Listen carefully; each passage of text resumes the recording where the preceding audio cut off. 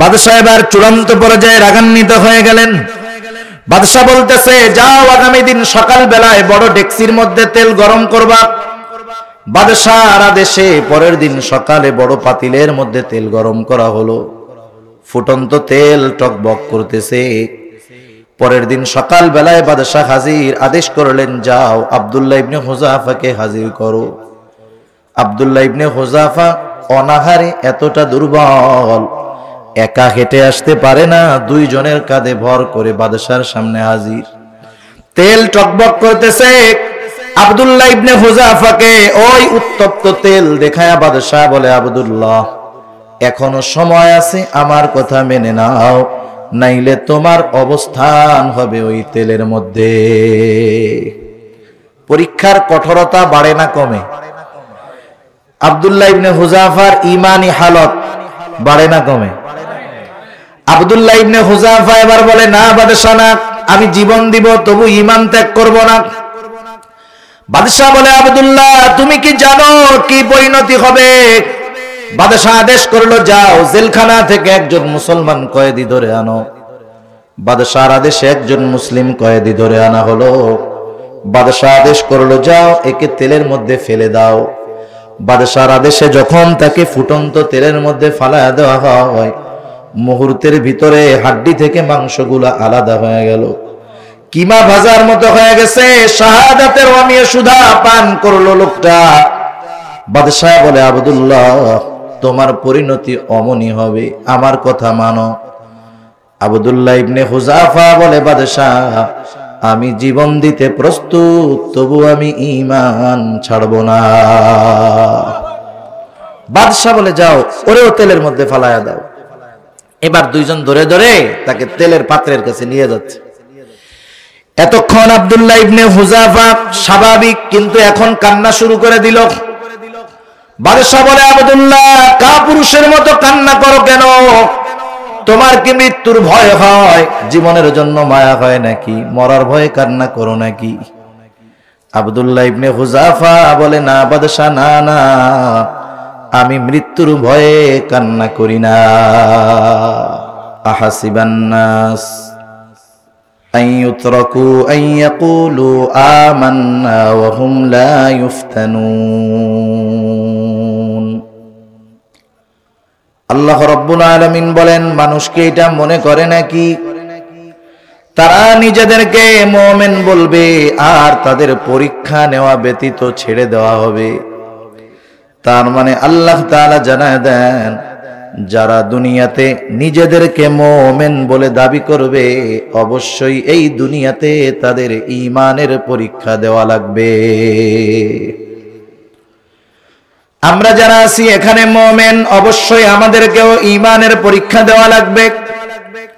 পরীক্ষার ঘোষণা আল্লাহ তাআলা আগের থেকে দিলেন, এটা আল্লাহ তাআলার পক্ষ থেকে বান্দার প্রতি দয়া।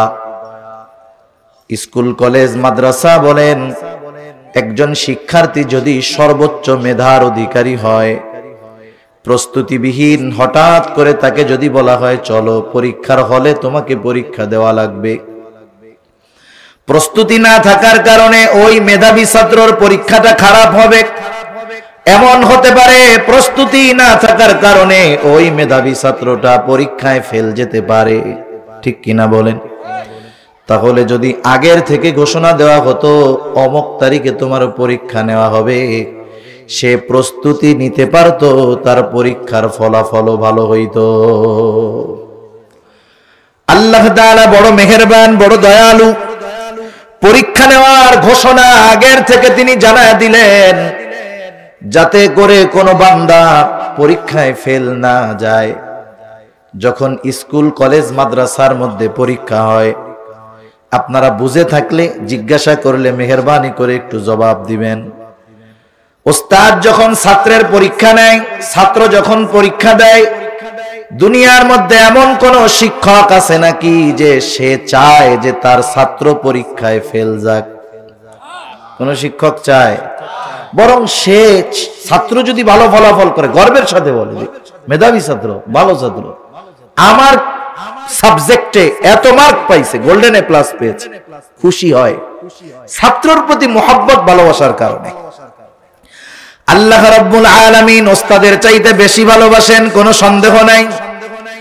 আল্লাহ তাআলা পরীক্ষা নেবেন ঠিক, কিন্তু আল্লাহ তাআলা এটা চান না তার কোনো বান্দা পরীক্ষায় ফেল যাক। এই জন্য আগে আল্লাহ তাআলা জানায় দিলেন, বান্দা ঈমান এনেছো, এই দুনিয়াতে অবশ্যই অবশ্যই তোমাকে ঈমানের পরীক্ষা দেওয়া লাগবে। তাহলে প্রথমে নোটিশ ঘোষণা যে পরীক্ষা নিব। আল্লাহ তাআলা বান্দার প্রতি কত মেহেরবান।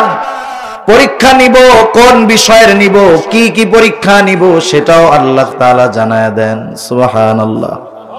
আল্লাহ তাআলা বলেন, وَلَنَبْلُوَنَّكُمْ بِشَيْءٍ مِّنَ الْخَوْفِ وَالْجُوعِ وَنَقْصٍ مِّنَ الْأَمْوَالِ وَالْأَنفُسِ وَالثَّمَرَاتِ وَبَشِّرِ الصَّابِرِينَ।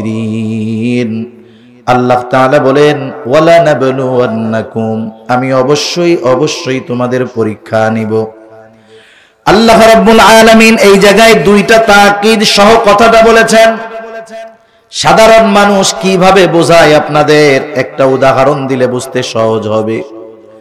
প্রথমত, আল্লাহ তাআলা যখন কোনো কিছু বলেন, ওনার ওই কথাটা বলার জন্য কসম করার কোনো প্রয়োজন নাই। আল্লাহ তাআলা কসম করে যেই কথা বলেন সেটার শান মান গুরুত্ব যেমন, কসম ছাড়া তিনি যেই কথা বলেন সেই কথার শান মান গুরুত্বটাও তেমন। তাহলে কসম করেন কেন আল্লাহ তাআলা? কুরআনুল কারীমে অনেক জায়গায় আছে, কিছু কথা বলার আগে আল্লাহ তাআলা কয়েকটা বিষয়ের কসম করছেন। কসম করেন কেন? আমাদের খাসলাতের কারণে। আমাদের খাসলাতটা কি? একজন যদি এক কথা একজনকে বলে, সে যদি বিশ্বাস না করে, কি কয়? আল্লাহর কসম আমি এটা করছি। মানুষের স্বাভাবিক সেন্স এরকম, যখন কসম সহ কেউ কোনো কথা বলে ওই কথাটাকে বেশি গুরুত্ব দেয়, ঠিক কিনা? আল্লাহ রাব্বুল আলামিন দুইটা তাকিদ যোগ করে বললেন, ওয়ালানাবলুওয়ান্নাকুম, আমি অবশ্যই অবশ্যই তোমাদের পরীক্ষা নিব। উদাহরণ হলো, মনে করেন একজন লোক আপনাকে আমাকে বলল যে আমি আগামীকাল ঢাকা যাব। এই কথা বলার একটু পরে আবার বলল আমি অবশ্যই আগামীকাল ঢাকা যাব। এবার বলেন তো, প্রথম কথার তুলনায় পরের কথার গুরুত্ব বেশি না কম? শুধুমাত্র অবশ্যই শব্দটা যোগ করার কারণে। এখন যদি আবার সে বলে আমি অবশ্যই অবশ্যই আগামীকাল ঢাকা যাব, এবার বলেন তো আগের দুই কথার চাইতে শেষের কথার গুরুত্ব বেশি না কম? এই দুইটা তাকিদ গুরুত্ব বাড়ানোর জন্য আল্লাহ রব্বুল আলামিন, আমরা জানি বিষয়টাকে অতি গুরুত্বের সাথে গ্রহণ করি, এই জন্য আল্লাহ তাআলা দুইটা তাকিদ যোগ করে বললেন, বান্দা আমি অবশ্যই অবশ্যই তোমাদের পরীক্ষা নিব। পরীক্ষা দেওয়াই লাগবে। আল্লাহ তাআলা দয়া করে জানায় দিলেন কোন কোন বিষয়ের পরীক্ষা। আল্লাহ তাআলা বলেন, বিশাইইম মিনাল খাউফ, এক নাম্বার পরীক্ষার বিষয় হলো মুমিন ঈমান এনেছো, কিছুটা ভয় ভীতির মাধ্যমে তোমার ঈমানের পরীক্ষা নেওয়া হবে। ওয়াল জু, ক্ষুধা অভাব দারিদ্রতার মাধ্যমে পরীক্ষা নেওয়া হবে। ওয়া নাকসিম মিনাল আমওয়াল, মালের ক্ষতি মালের লসের মাধ্যমে পরীক্ষা নেওয়া হবে। ওয়াল আনফুস, জীবনের ক্ষতির মাধ্যমে পরীক্ষা নেওয়া হবে। ওয়াস সামারাত, ফল ফসলের ক্ষতির মাধ্যমে পরীক্ষা নেওয়া হবে। পাঁচটা বিষয়ের কথা আল্লাহ তাআলা উল্লেখ করেছেন। কয়টা বিষয়? পাঁচটা বিষয়। হতে পারে কোন মুমিন এই পাঁচ বিষয়ের পরীক্ষার সম্মুখীন হতে পারে, এই পাঁচ বিষয়ের পরীক্ষায় আল্লাহ তাআলা তাকে নিতে পারেন। আবার হতে পারে পাঁচটা নয়, কমপক্ষে একটা বিষয়ের পরীক্ষা এ দুনিয়াতে তাকে কমপক্ষে দিতেই হবে। একটা কমপক্ষে হবেই, একাধিক বিষয়ের পরীক্ষা আল্লাহ তাআলা চাইলে নিতে পারেন। তাহলে এক নম্বরে আল্লাহ তাআলা বলেন বিশাইইম মিনাল খাউফ, ভয় ভীতির মাধ্যমে পরীক্ষা। মুমিনের ঈমানের পরীক্ষা নেওয়া হবে। ভয় ভীতির মাধ্যমে কেমন করে পরীক্ষা হবে। দুনিয়াতে কোনো ব্যক্তি যদি পরিপূর্ণ ঈমানের দাবি অনুযায়ী চলতে যায়, হাজারো বাধা বিপত্তি কষ্ট ক্লেশ তার আছে না নাই। দ্বীনের উপরে চলতে গেলে ঘরের থেকেও হুমকি দামকি দেওয়া হয়। একজন একদিন ফোন দিছে যে হুজুর, আমি তো পরিপূর্ণ দ্বীনের উপরে চলতে চাই, আমি ওলামায়ে কেরামকে মহব্বত করি, দ্বীনের উপরে চলতে চাই। এই দ্বীনের উপরে চলার সবচাইতে বড় বাধা হলো আমার পরিবার। আমার পরিবার আধুনিক পরিবার। আমি চাই মাথায় টুপি পরিধান করে থাকতে, সুন্নতি জামা গায়ে দিয়া চলতে, দাড়ি রাখতে। আমার মা বাবা আমাকে ভয় দেয় যে দাড়ি রাখবি, জামা কাপড় পরবি, কোন দিন ধরে জঙ্গি বলে ধরে নিয়ে যাবে। তা ঠিক আছে, এসব রাখা যাবে না, করা যাবে না, পরা যাবে না। দাড়ি রাখতে চাই, আমারে বলে কি তুই দাড়ি রাখলি, রাত্রে ঘুমাবি না, তখন কেটে দিব। তাহলে দেখেন, দ্বীনের উপরে চলতে চায়, সবচাইতে বড় ভয় ভীতি তার ঘরের মধ্যে, ঠিক কিনা বলেন? এখন আল্লাহ তাআলা ভয় ভীতি দিয়ে পরীক্ষা নেন কেন? আল্লাহ তাআলা ভয় ভীতি দিয়ে পরীক্ষা নেন, দেখতে চান যে বান্দা হুমকি ধামকি ভয় ভীতির মুখোমুখি হয়ে ঈমান পরিত্যাগ করে কিনা, নাকি ঈমানের উপরে অটল থাকে। আল্লাহ তাআলা পরীক্ষা নিতে চান। এই ভয় ভীতির পরীক্ষা এই জামানায় যে শুধু দেওয়া লাগে এমনটা নয়, পৃথিবীর শুরু থেকে নিয়ে প্রকৃত মুমিনদের এই ধরনের ভয় ভীতির সম্মুখীন হওয়া লাগতেছে। পরীক্ষা বলা যাবে। রাসূল আকরাম সাল্লাল্লাহু আলাইহি ওয়াসাল্লামের একজন সাহাবী, খলিফাতুল মুসলিমিন হযরত ওমর রাদিয়াল্লাহু তাআলা আনহুর সময় যখন রোমদের সাথে যুদ্ধ শুরু হয়ে গেল, রাসূলুল্লাহ সাল্লাল্লাহু আলাইহি ওয়াসাল্লামের সাহাবীরা যুদ্ধ করতেছে রোমদের বিরুদ্ধে। রোম সম্রাটের আদেশ ছিল, যুদ্ধের জয় পরাজয় যা হয় হোক, কিছু জীবিত মুসলমান সৈন্য আমার কাছে ধরে আনবা। কারণ রোম সম্রাট মুসলমানদের ঈমানের খবর শুনেছে। ঘটনাক্রমে মুসলমানদের একটা দল কাফেরদের হাতে আটকা পড়ে গেল। বাদশাহর আদেশ, তাদেরকে পাঠায় দেওয়া হলো রাজধানীতে। বাদশাহর কাছে খবর দেওয়া হলো, বাদশাহ নামদার, মুসলমানদের একটা দল আমাদের হাতে আটক, আপনি আদেশ করলে আপনার সামনে হাজির করা হবে। আমি সংক্ষিপ্ত সারে শোনাচ্ছি আপনাদের ইতিহাসের কিতাব আল বিদায়া ওয়ান নিহায়া থেকে। বাদশাহর কাছে খবর দেওয়া হলো। বাদশাহ বলল, আগামী দিন দরবারে হাজির করবা। পরের দিন সকালবেলা বাদশাহর আদেশ, আটককৃত মুসলমান সৈন্যদেরকে বাদশাহর সামনে হাজির করা হলো। তাদের দিকে তাকায়া বাদশাহ বলতেছে, তোমাদের এই কাফেলা, তোমাদের এই দলের আমির কে, নেতা কে?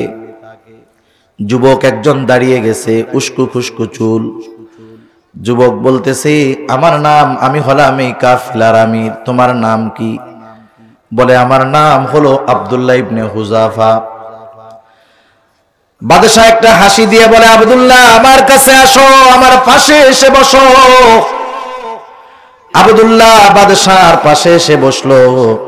দরবারের সব মানুষ চিন্তা করে, আহারে, আমরা তো মনে করছি বাদশাহ এখন আদেশ করবে, কত বড় সাহস। তৎকালীন সময়ের অন্যতম পরাশক্তি রোম আর পারস্য, সেই রোমের বিরুদ্ধে যুদ্ধ করার জন্য আসছে।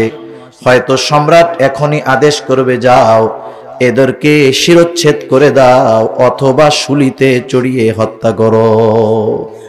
এরকম তো কিছু বাদশা বলেন না, উল্টা দুশ্মনকে হাসি মুখে পাশে এনে বসাইতেছে। সবাই একটু অন্যরকম কাজ দেখে সবার নজর এবার ওইদিকে, কি হইতেছে এইগুলা। বাদশাহ এবার আব্দুল্লাহ ইবনে হুযাফাকে বলে, আব্দুল্লাহ, আমার পাশে যে কেউ বসতে পারে না, মন চাইলেই বসতে পারে না, আমি যাকে ভালোবাসি তাকে বসতে দেই।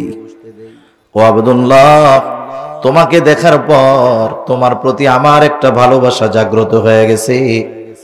আমি চাই তোমার সাথে আমার একটা মহব্বতের সম্পর্ক হয়ে যাক।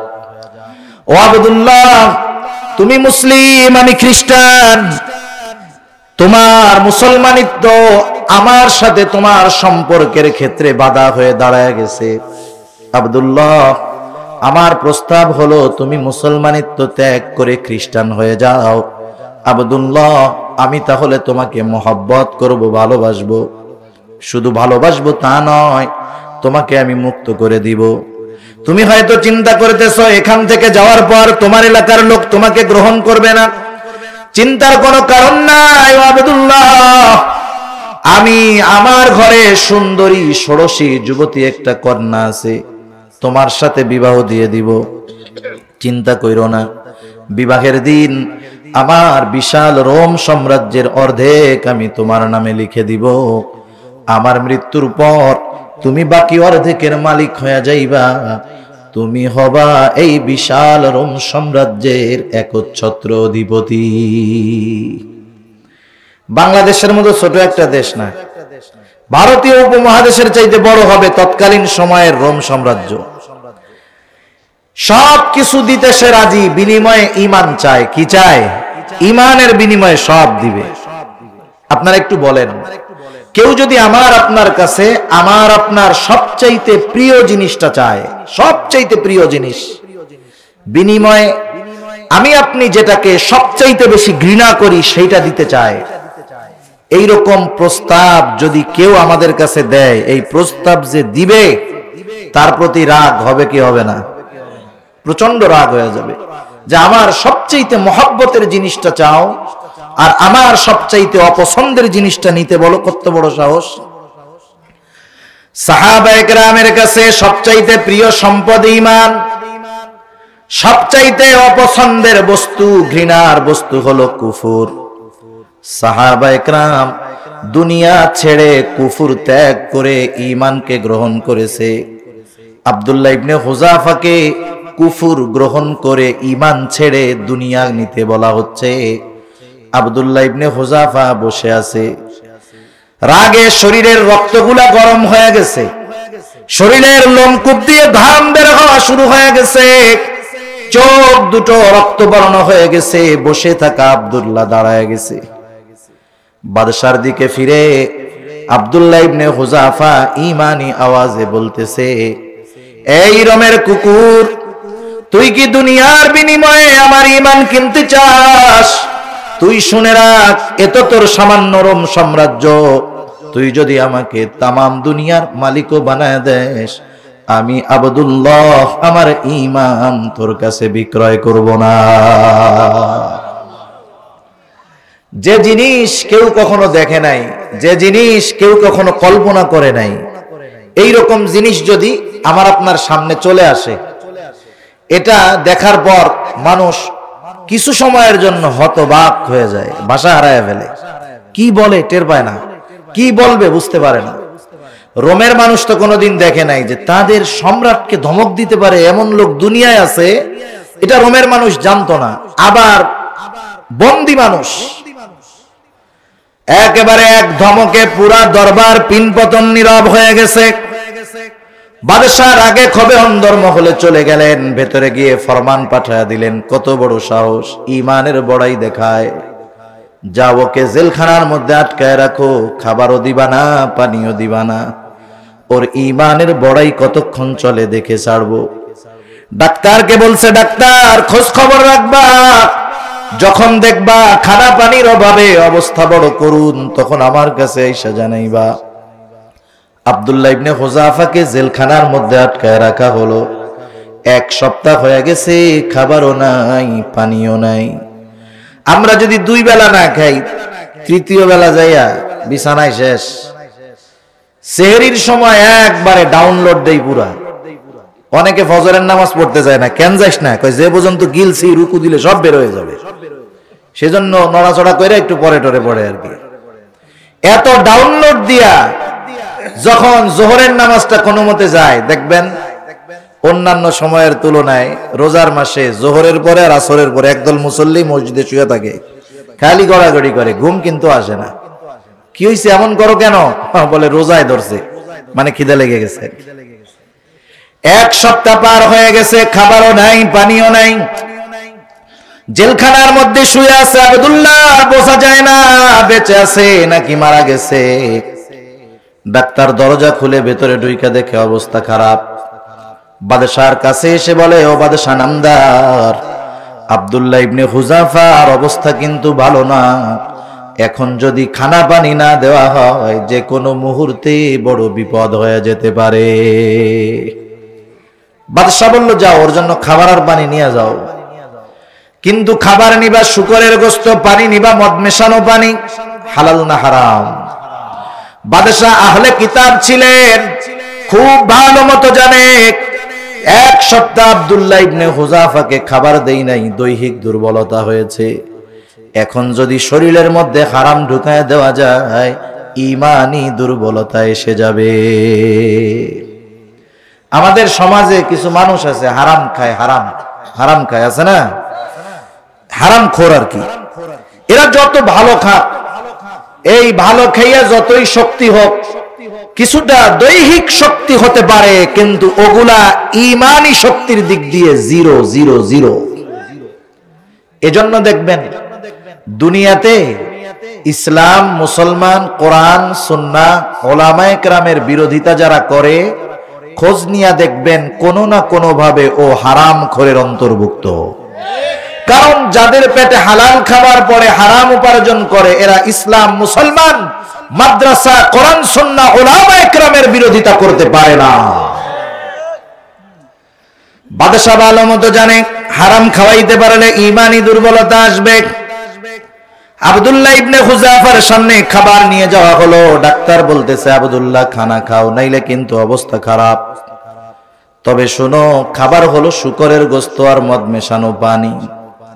বলেন তো, আব্দুল্লাহ ইবনে হুযাফা দৈহিক দিক দিয়ে দুর্বল, কিন্তু ঈমানের দিক দিয়ে দুর্বল নাকি? ঈমানি পরীক্ষার একটা ধাপ আছে, স্টেজ আছে। ওই অবস্থা যদি কেউ অতিক্রম করতে পারে, এরপরে পরীক্ষা যত কঠোর হয়, ঈমান আর দমে না, ওর ঈমান তত মজবুত হয়। আব্দুল্লাহ ইবনে হুযাফার অবস্থা ওইটা। এখন তার ঈমানি শক্তি আছে। বলে, ডাক্তার এগুলো সরায় ফেলো, আমার জীবনও যদি চলে যায়, হারাম খাবার আমি ঠোঁটে লাগাবো না।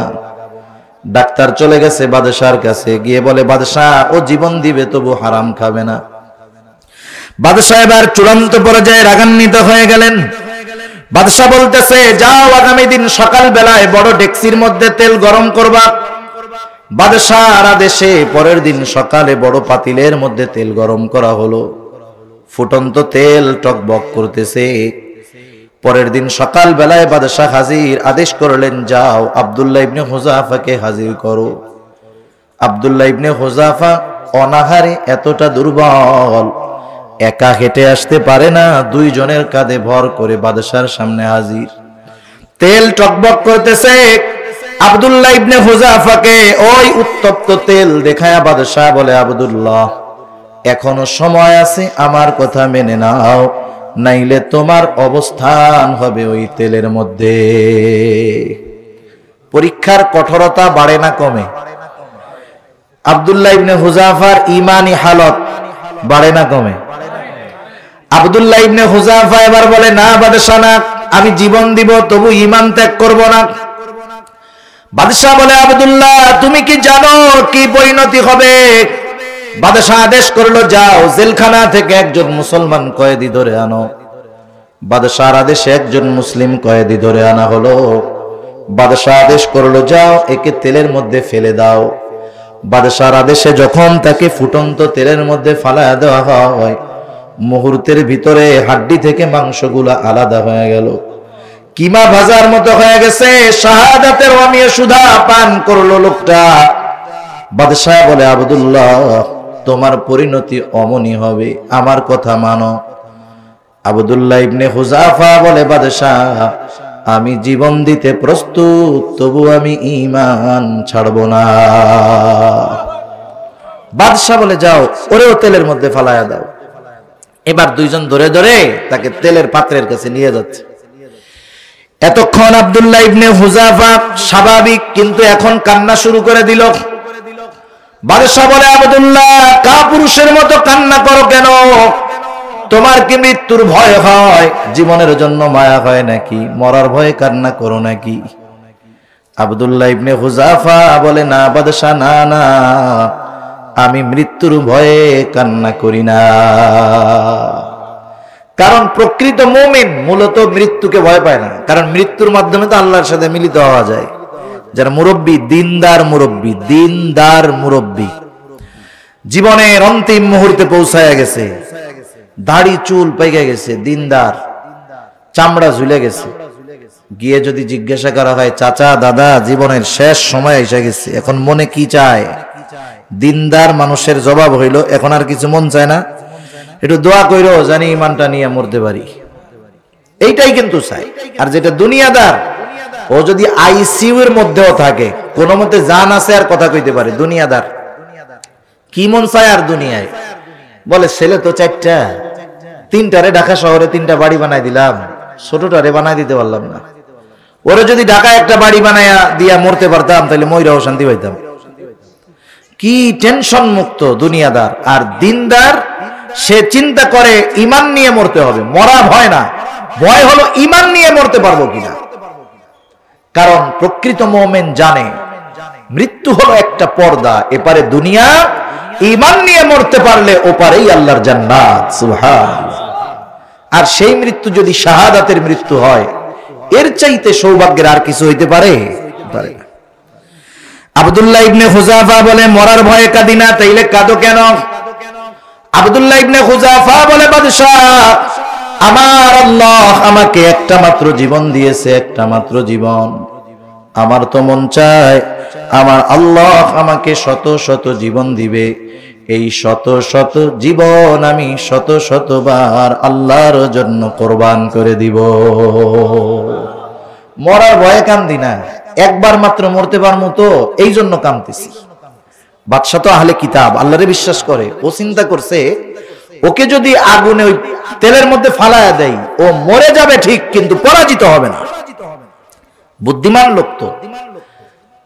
সব মৃত্যু মানুষকে পরাজিত করে দেয় না, কিছু মৃত্যু চূড়ান্ত বিজয়ের, চূড়ান্ত সফলতা এনে দেয়, ঠিক কিনা বলেন? কথাই তো কথা আসে, গালি অন্য কথা মনে পড়ে যায়। দেখেন, ঈসা আলাইহিস সালামের পরে রাসূল সাল্লাল্লাহু আলাইহি ওয়াসাল্লামের পূর্বে একজন বাদশা ছিল, এই বাদশার নাম হলো ইউসুফ জুরনওয়াজ, বড় জালেম বাদশা। ঈসা আলাইহিস সালামের ধর্মকে অস্বীকার করত, নিজেকে খোদা বলে দাবি করত। এই জালেম বাদশার একজন জাদুকর ছিল। এই জাদুকর যখন বুড়া হয়ে গেছে, বলছে যে একটা ভালো বালক, মেধাবী বালকের ব্যবস্থা করেন, যাতে আমি আমার বিদ্যাটা তারে শিখাইয়া যাইতে পারি। বাদশা একটা ছেলের ব্যবস্থা করছে। ওই ছেলে প্রতিদিন জাদুকরের কাছে জাদু শিখতে যায়। যাওয়ার পথে রাস্তায় একজন পাদ্রী আছে, খ্রিস্টান ধর্মের আলেম, তখন তো খ্রিস্টান ধর্ম, তার দরবারে যাওয়া শুরু করছে। পাদ্রীর কাছে যাইতে যাইতে বালকটা তাওহীদের আলোর মালিক হয়ে গেছে, আল্লাহর প্রতি বিশ্বাস করছে, ঈমান আনছে। দুই জায়গায় এখন যায়। একদিন বালকটা রাস্তা দিয়ে যাচ্ছে, একটা বাঘ রাস্তা রোধ করে বসে আছে, মানুষজন যাইতে পারতেছে না। বালক চিন্তা করতেছে, আজকে পরীক্ষার সুযোগ। হাতের মধ্যে একটা পাথর নিয়ে বলতেছে, আজকে পরীক্ষা হবে, দেখি কে হকের উপরে আছে।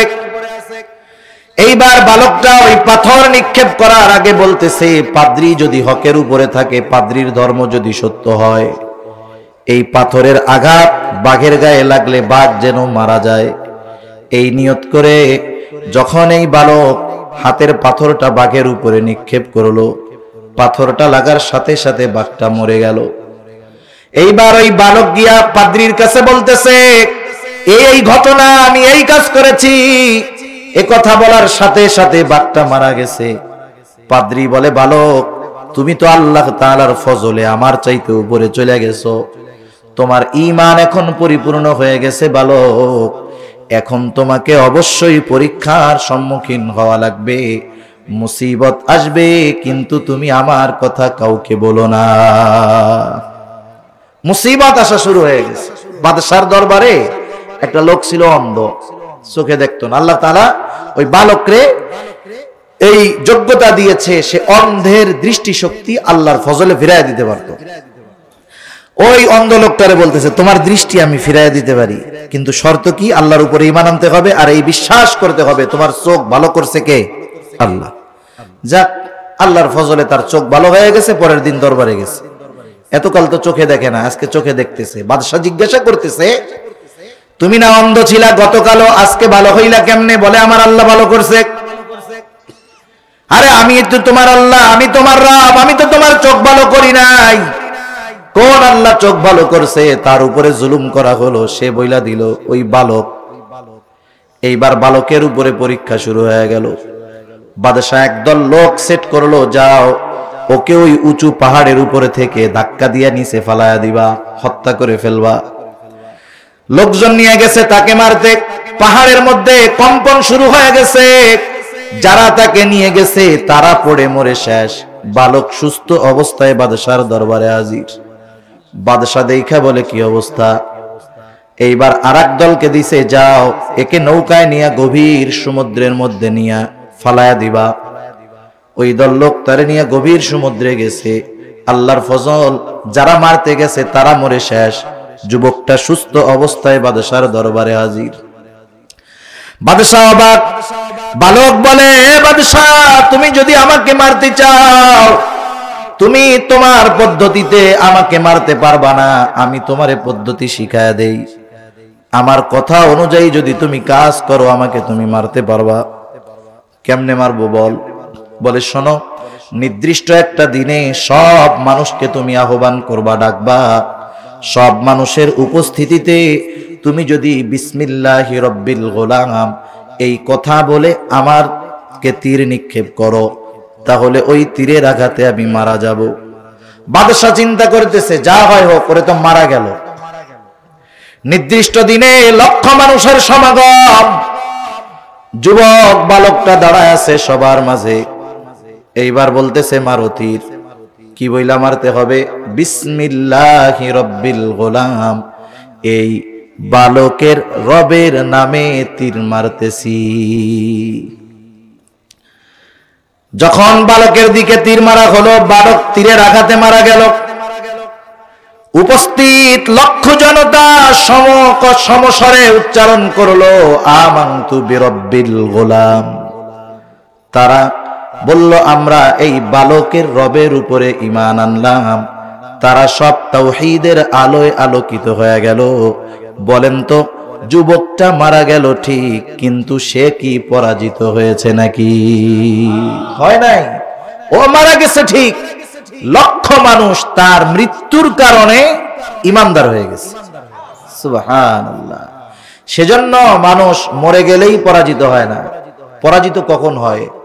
পরাজিত হয় তখন যখন সে তার আদর্শ বিচ্যুত হয়ে যায়। কেউ যদি দ্বীনের জন্য মারা যায়, সে পরাজিত নয়। পরাজিত কে জানেন? আমাদের এই তরুণ প্রজন্ম যারা ব্রাজিল আর্জেন্টিনার পতাকা উড়ায়। গভীর রাত্রে দল জয়ী হলে উচ্চ আওয়াজে গাধার স্বরের মতো মিছিল দেয়, এই যুবকগুলা সব পরাজিত। এই রকম মুসলমানের ঘরে ওই রকম যুবক যদি 1000 কোটি থাকে, কাফের একটারও ভয় পায় না। কাফের তো ওই একজন মুমিনকে ভয় পায় যে হকের পক্ষে বলিষ্ঠ কণ্ঠে মানুষের কাছে তাওহীদের বাণী পৌঁছায়া দেয়। ঠিক কিনা বলেন? কাফেররা এইগুলারে মরা মনে করে, গণনাই ধরে না এগুলা। খালি ওইগুলার বাপ দাদার ভোটার আইডি কার্ডে মুসলমান আছে, এগুলা বেঁচে থাকলেও জিন্দা লাশ। এজন্য আমি যদি আমার আদর্শ বিক্রয় করে দিয়ে আদর্শ বিচ্যুত হয়ে বেঁচে থাকি, আমি পরাজিত। আর যদি দ্বীনের উপরে থাকতে গিয়ে আমাকে যদি কষ্ট করতে হয়, মরতে হয়, আমি আপনি জয়ী। ঠিক কিনা বলেন? বাদশা তো বুঝতে পারছে, ওরে যদি মেরে ফেলি ও মরে যাবে, ঠিক, পরাজিত হবে না। এবার বাদশা বুঝছে কাজ হবে না। বাদশা এবার বলতেছে, আবদুল্লাহ, তোমাকে আমি মুক্ত করে দিব, আমার একটা শর্ত শোনো। আরবের রীতি অনুযায়ী আমার কপালে একটা চুমা দাও, তোমারে মুক্ত করে দিব। আব্দুল্লাহ ইবনে হুযাফা চিন্তা করতেছে, বাদশার কপালে আমি চুম্বন করব, তবে নিজের জীবনের বিনিময়ে নয়। এইবার আব্দুল্লাহ ইবনে হুযাফা বলে, বাদশাহ, আমি তোমার কপালে একটা চুম্বন করতে পারি, শর্ত হলো তোমার জেলখানায় যত মুসলিম কয়েদি আছে সব ছেড়ে দিতে হবে। বাদশাহ বলে, সব ছেড়ে দিব, তবু একটা চুম্বন আমার কপালে করো। একটু চিন্তা করেন, একটু আগে আমাদের পরিভাষায় মৃত্যুর মুখ থেকে সে আসছে, তেলের মধ্যে ফালায় দিবে সেই অবস্থা।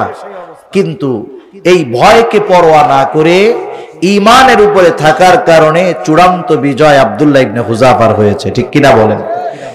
ঈমানের পরীক্ষা এমন, যদি টিকে থাকা যায় চূড়ান্ত বিজয় মুমিনের হবে। এজন্য দুনিয়াতে ভয় ভীতি দিয়ে আল্লাহ পরীক্ষা নেবেন।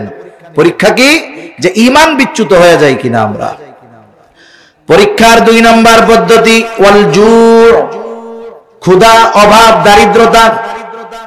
আল্লাহ তাআলা এগুলোর মাধ্যমে পরীক্ষা নেন।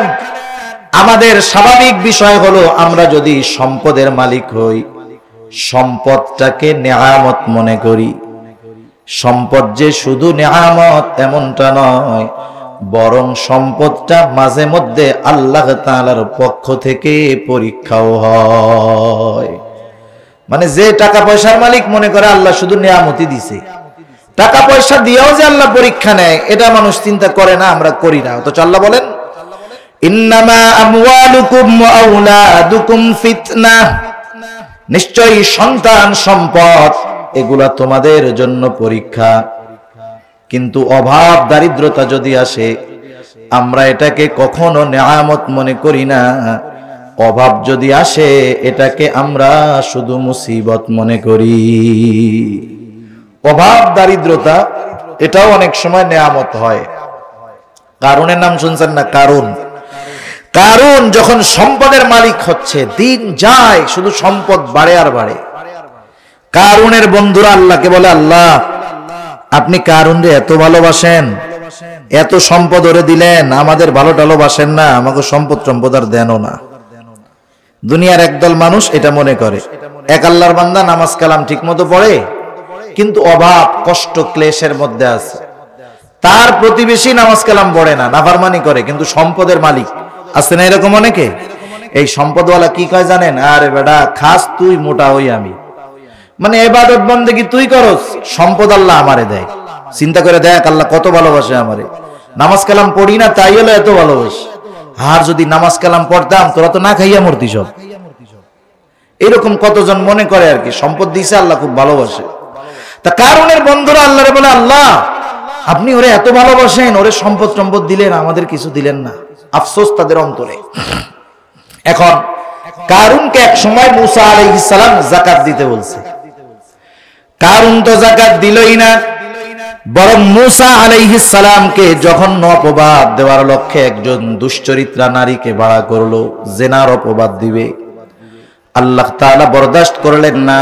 কারুনের সম্পদ সহ আল্লাহ তাআলার গজব তার উপরে পতিত হলো। সম্পদ সহ কারুন জমিনের নিচে ডাবতে থাকলো।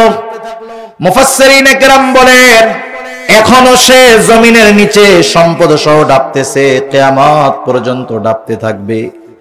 কারুনের ওই দুর্দশা যখন তার গরিব বন্ধুরা দেখলো, এইবার তারা বলে, আল্লাহ আমরা তো বুঝতে পারি নাই, আপনি কারুনকে সম্পদ দিয়েছেন ঠিক, ওকে আপনি ভালোবাসেন নাই।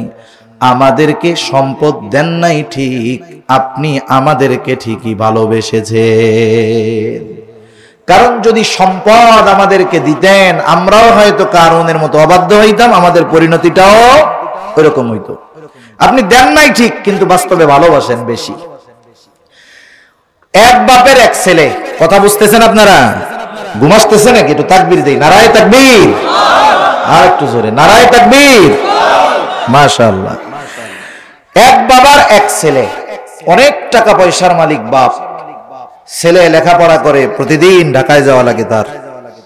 বন্ধু বান্ধব মিলা বলে, বেটা তুমি এই লোকাল গাড়ি আর ইজি বাইক সিএনজিতে ওঠো, তোমার বাবার টাকার অভাব নাই, তোর বাবা তো তোরে চাইলে হেলিকপ্টার কিনে দিতে পারে। তাই হেলিকপ্টার চাওয়ার টাওয়ার দরকার নাই, তুই তোর বাবার কাছে একটা R15 মোটরসাইকেল চা। এইবার ছেলে এসে বাপকে বলতেছে, আব্বা সবই তো আমার, একটা মাত্র ছেলে আপনার আমি, গাড়ি বাড়ি দোকানপাট কোনো কিছুর অভাব নাই, আব্বা আমার একটা মোটরসাইকেল কিনা দেন। এই কথা বলার সাথে সাথে বাপ এক ধমক দিয়ে বলে, সর এই জায়গা থেকে, লাথি দিয়ে ঘরের থেকে বের করে দিন, কোনো মোটরসাইকেল হবে না। এক ধমক দিয়ে বাপ বের করে দিছে।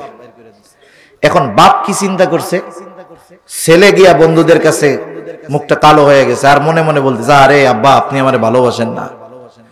এখন বাপ চিন্তা করছে ছেলে মাত্র একটা, এক ছেলের যদি মোটরসাইকেল কিনে দেয়, এটা তো মোটরসাইকেল না, এটা হলো মরণ সাইকেল। অ্যাক্সিডেন্ট একবার করলেই শেষ, জিন্দেগি শেষ, আমার বংশে বাতি দেওয়ার লোক থাকবে না। এই চিন্তা কইরা বাপ এক ধমক দিয়া বাইর করে দিছে, কিনে দেয় নাই। এখন বলেন, বাপ যে মোটরসাইকেল কিনে দিল না, ধমক দিল, কষ্ট পাইল ছেলে, বাপ কি কিপটামি কইরা কাজটা করছে না ভালোবাসার কারণে করছে? তাহলে চিন্তা করে দেখেন, বাপ ভালোবাসা দেয় নাই। অনেক সময় আল্লাহ তাআলা বেশি ভালোবাসা অনেক ইমানদার বান্দারে সম্পদ দেয় না। সেজন্য সম্পদ না পাইলেই একথা বলার কোনো সুযোগ নাই যে আল্লাহ ভালোবাসেন না। তা যাই হোক, যে কথার থেকে গেলাম যে আল্লাহ রাব্বুল আলামিন অনেক সময় দারিদ্রতা অভাব দিয়ে পরীক্ষা নেন। 3 নাম্বার, ওয়া নাকসিম মিনাল আমওয়াল, মালের লস, মালের ক্ষতির মাধ্যমে আল্লাহ তাআলা পরীক্ষা নেন। ওয়াল আনফুস, জীবনের ক্ষতির মাধ্যমে আল্লাহ তাআলা পরীক্ষা নেন। মুফাসসিরিনে কেরাম বলেন, জীবনের ক্ষতি এটা দুই ভাবে হতে পারে। একটা হলো নিজের জানের ক্ষতি, আর একটা হলো আপনজনের জানের ক্ষতি। একটা নিজের জানের ক্ষতি, আর একটা সন্তান মা বাবা তাদের জানের ক্ষতি। 4 নাম্বার 5 নাম্বার আল্লাহ তাআলা বলেন ওয়াসসামারাত, ফল ফসলের ক্ষতি দিয়ে মুমিনের ঈমানের পরীক্ষা নেওয়া হবে। জমিনে ধান লাগাইছে, ধান লাগায় নাকি আপনাদের এদিকে আছে না ধান? একেবারে পাইকা হলুদ হয়ে গেছে। জমির মালিক যে, সে তো বুঝে যে আমার 1 বিঘত জমিতে এই পরিমাণ ধান। সে চিন্তা করতেছে যে পরিমাণ ধান হইছে, খরচপাতি সব ঠিকঠাক কইরা আরো 6 মাস খাওয়া যাবে। কোন যখন আসবে, যারা 2 পদ্ধতি অবলম্বন করে আল্লাহর কাছে সাহায্য চাইবে, তারা পরীক্ষায় পাস। তারা হলো সওয়াবের মুমিন। আর সওয়াবের মুমিন যারা, তাদের ব্যাপারে আল্লাহ তাআলা বলেন বাশশিরিস সাবিরিন, আপনি ধৈর্য ধারণকারীদেরকে সুসংবাদ জানায় দেন, তথা জান্নাতের সুসংবাদ। প্রত্যেকটা জিনিসের প্রাথমিক আলামত আছে। সওয়াবের মুমিন কারা? আল্লাহ তাআলা বলেন বাশশিরিস সাবিরিন আল্লাযীনা ইযা আসাবাতহুম মুসিবা ক্বালু ইন্না লিল্লাহি ওয়া ইন্না ইলাইহি রাজিউন।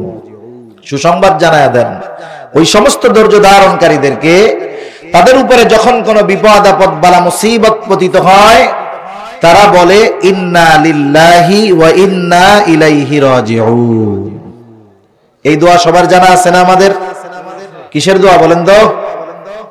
কিসের দোয়া? মানুষ মরার দোয়া, তাই তো?